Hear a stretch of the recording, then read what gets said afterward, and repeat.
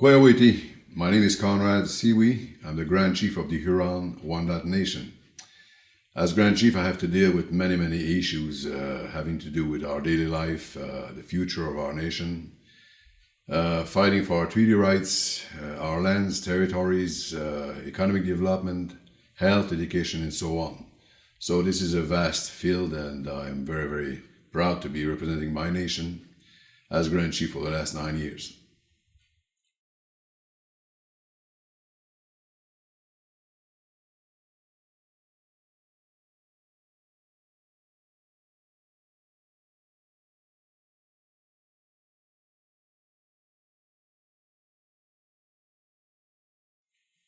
Well, first of all, it's never a decision that we have to make. When we have to deal with the courts in Canada, we are dragged into a court system. We go to court because there's no other possibility for First Nations to fight for our rights or to defend what is rightfully ours. So way back in 1981, we were challenged by the Quebec government following the last referendum on the independence of Quebec in 1980. And many scholars have said at the time that Quebec could not have left Canada without dealing with the First Nations rights and titles and territories and treaties. So we were the ones that were picked up for a court case that would be a case that would be called Sioui Decision case. It went up to the Supreme Court of Canada, and we were accused of having made a fire where we were not supposed to, having cut and mutilated trees, and having trespassed over a park, a national park that Quebec created without our knowledge or our consent.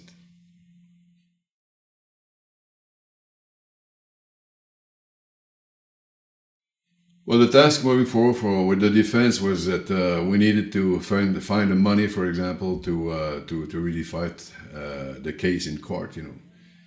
We had no reason to plead guilty for accusations that we thought were not right.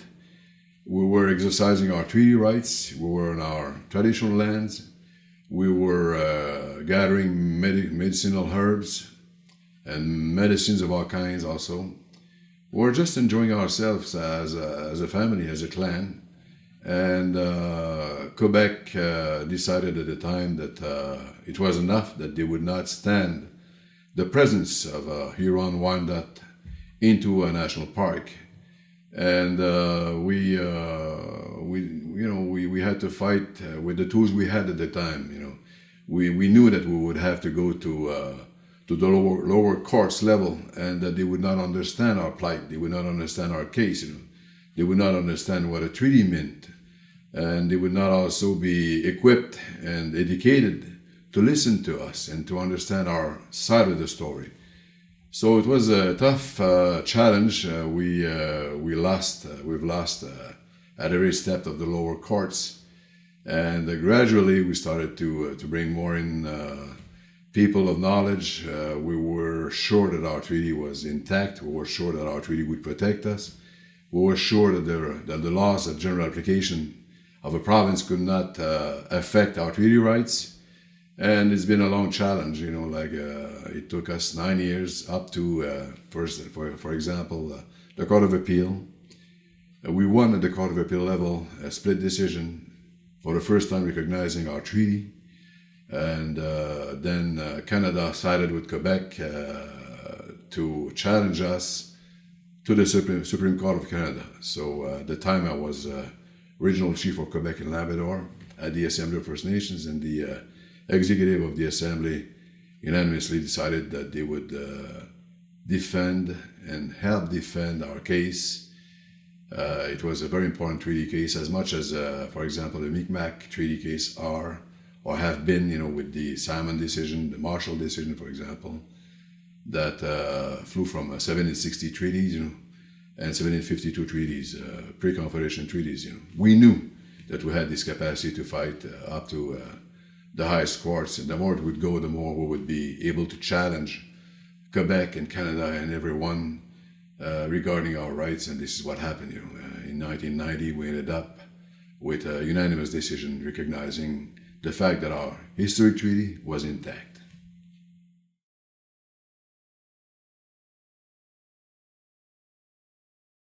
Well, we're aware that when a group of First Nations in this country wins at the Supreme Court level, it has a national effect, and in fact, an international effect. Especially when we have to deal with treaties. So we knew that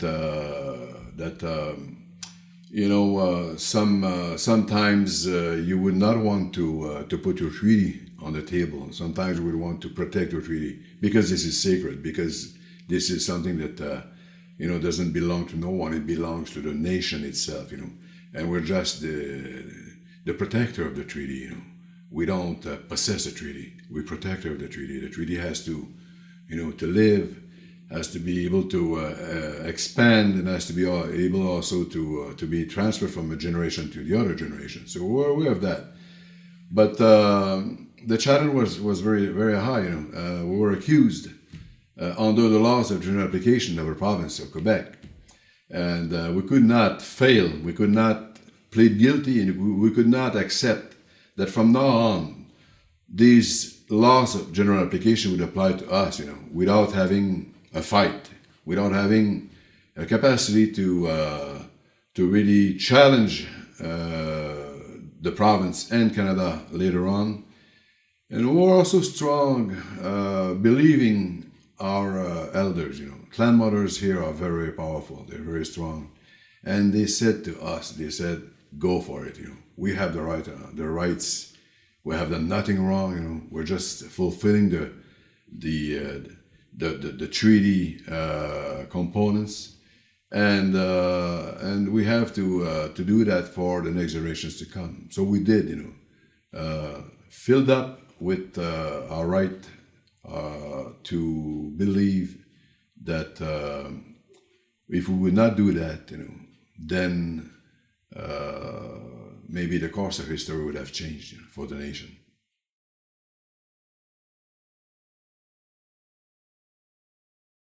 Well, we knew that we were embarking into a long journey.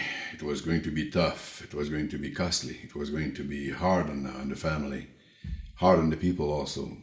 But we knew that disregarding all that, we had to go and to go all the way through. And often you find yourself alone. We have to recognize also that within the community itself, within the nation, some might have said, well, they should plead guilty, they should just abandon the case, they should just cope with the reality of today, they should adjust, and so on and on and on. And other people from within the nation might say, well, here it is, this is something that has to do with all of us, This is a common denominator that has to do with all the nation, and we have to stick and be united and be in solidarity with those who are challenged into the court. So we knew all that. We got a good education. We got a good sense of our rights at an early age, and we were able to convince also gradually more and more people to support our case.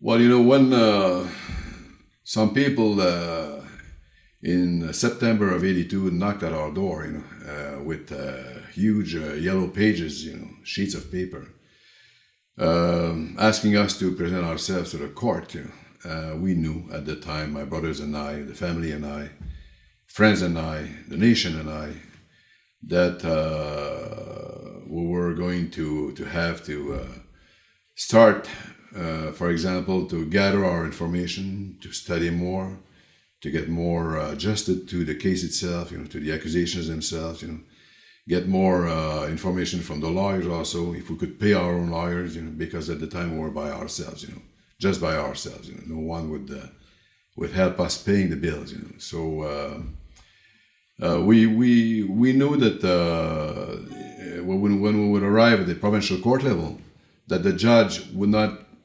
understand us, that the judges, even at the superior court level, could not understand our plight, our version, And in fact, they did not. And for a while, we were kind of discouraged at the beginning, you know. It made 2, 3, 4 years that we were involved, and we were losing at the lower course level. But so many people told us not to give up, not to abandon, and to continue on. And, you know, we did. And as I said, when you have powerful clan mothers, when you have powerful elders, when you have, when yourself, you're filled up with the truth of believing that your rights are there, that they've been protected, and that the ones who passed before you 250 years ago made a treaty, made a sacred document, entered into a sacred document with the colonizer, then, you know, it gives you the strength to carry on.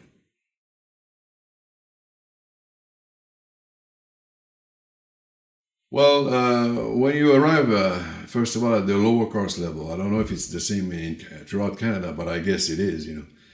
The judges at the time, and even today, you know, today they come here, they come in Wendat, and they try to make seminars and try to understand First Nations issues better. But at the time, in the early 80s, you know, they never heard First Nations cases, you know, or hardly never heard First Nations cases, you know. They were not prepared, and they were not also able to carry all that and to understand all that, because there was a lot at stake, you know. We were putting lots on the table, just on the historical facts also. And secondly, the jurisprudence at the Supreme Court of Canada was not made up as of yet, you know. We had to wait maybe 10 more years, you know, in 1990, to find out that the Supreme Court of Canada was able now, with the jurisprudence that they've created, to understand and respect the rights of First Nations in many, many ways.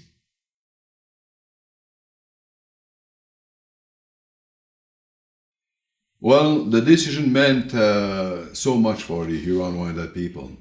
It meant that, first of all, that we had rights, that these rights were confirmed at the Supreme Court level. Then they were confirmed within the Constitution of Canada, and they were enshrined into the Constitution of Canada, that our rights to commerce and trade was respected and confirmed, that our rights to religion and spirituality was confirmed and enshrined into the Constitution, that our rights to traditions, to maintain our traditions, our customs, our cultures and everything were kept on and protected also, and that our relationship, nation to nation, was affirmed and confirmed in the Constitution of Canada also as a treaty relationship, you know. Nations make treaties. So it meant a lot. Otherwise, we have to go and ask ourselves, if we don't have a treaty, if we don't have a pre-confederation treaty, then the question is, do the laws of general application of provinces apply to First Nations, you know? And the answer can be yes, you know. Or they will really try to apply their laws of general application to us, you know. Knowing the why has been very tough for us, you know. I went through that also, where we had to, even just to hunt, to fish, to trap, to travel within our territory. We had to hide. We had to be considered always as a bunch of people with no rights, you know, with no capacity, other than to get permits from the province. But we were not raised. We were not raised and educated to ask the province and other government to give us permits to practice our traditions. So we were raised into the full capacity of our nation to self-govern and to be able to do what is right for us, you know, without asking to anyone else from the exterior world. Well, you know, when we have to talk about the rights and the capacity for us to be self-governing, we have to not to go too far way back to find out that even within my own generation, you know, we were considered to be a bunch of poachers, you know. We could not go and fish, we could not go and trap, we could not go and hunt, we could not even circulate within our traditional territory before they would try to stop us and to consider us poachers, a bunch of illegals. And we were not, we did not understand that we would have to go through another government, another form of an entity that would govern itself, and that it would have rights over us. We belong to a nation. We have treaties. We have rights. We are practicing our ways of life, and the way we're practicing them, it's in line with our culture and our traditions. And many of our people are dragged into the court systems, because of that, and oftenly, what they would try to say at the beginning, they would say, well, here they are illegally hunting, illegally fishing, illegally practicing their way of life, which is kind of wrong, It's a shame also for Canada to treat us like that, It's still going on, but we made headways so far, We made headways, We have to recognize that, We, for the last 40 years, we were able to build a very powerful jurisprudence at the Supreme Court level that has to do with all our First Nations, all of our people. And this is what we have to hold on to.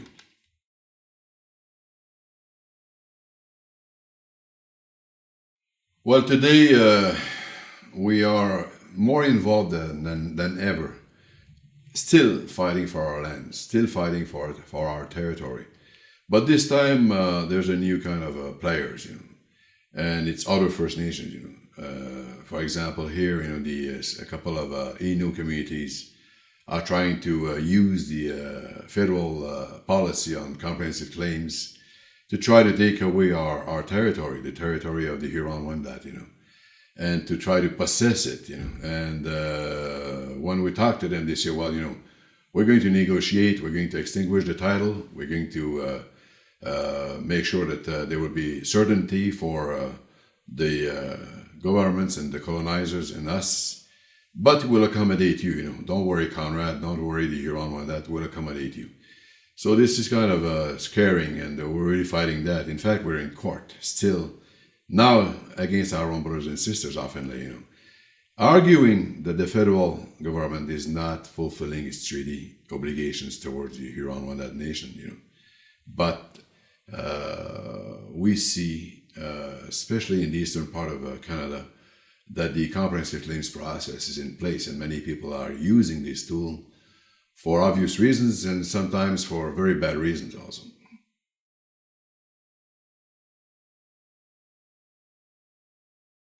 Well, what we have to see as the future for our nation and for all First Nations is to be able to continue and to stick together, to be more united, to have a better solidarity within ourselves, Not to give up into selling the land in any kind of shape or form, We should not sell the land or trade the land or do away with the land. The land belongs to the next 7 generations to come.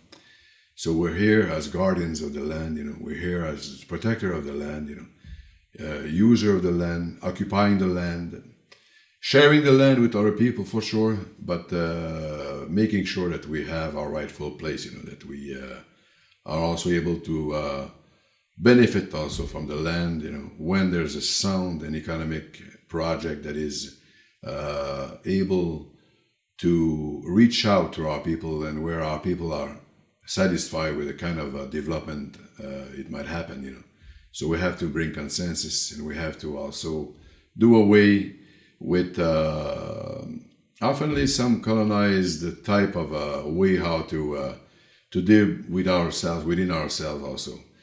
I am not supporting the fact that we should abandon our reserves, abandon our lands, abandon our villages, abandon the Indian Act, abandon what is in place right now, unless someone, somewhere, somehow is going to prove to me that what I will see in exchange is better than what we have now. So oftenly, we will want to say, well, there's lots of drinking, there's lots of drugs, there's lots of poverty, there's lots of problems within our communities and nations, And the reason why that we find that there are so many problems is because of the Indian Act. It's because we live on a reserve. We should just integrate. We should just assimilate.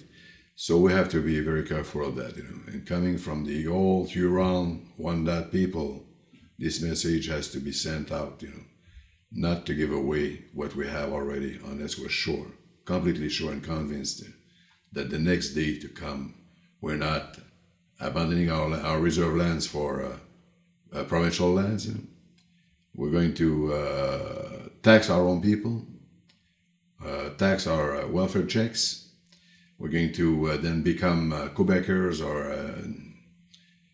Canadians in general without being able to have our own capacities. So all of these questions need to be asked, and the answers need to be in before we would do such a move, and because we've seen so many promises that were not fulfilled, that I don't believe that the government of Canada and the provinces want to make sure that these 52 nations within Canada are going to be equal to the French and English people that are recognized as the two founding people in Canada.